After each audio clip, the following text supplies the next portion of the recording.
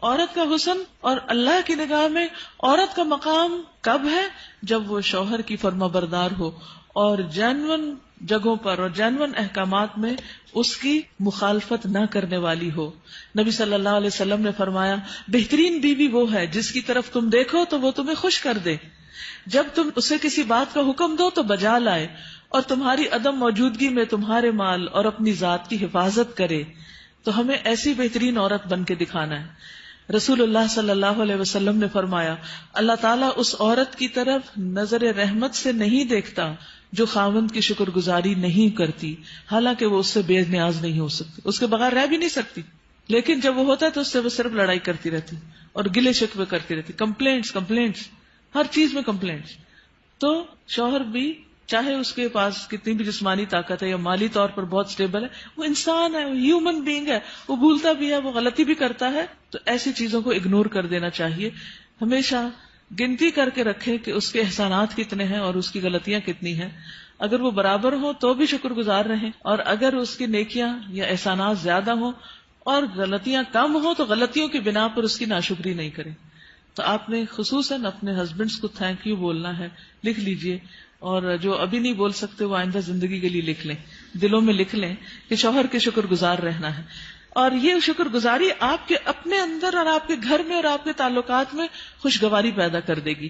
آپ دیکھیں گے کہ وہ شاید منتظر ہو اس بات کے کہ کسی وقت آپ خوش ہو جائیں ان سے، کیونکہ آپ دیکھیں وہ آپ کو خوش کرنے کی کوشش میں لگے رہتے ہیں، اور آپ جب خوش نہیں ہوتے تو بےچارے وہ بھی ناخوش ہو جاتے.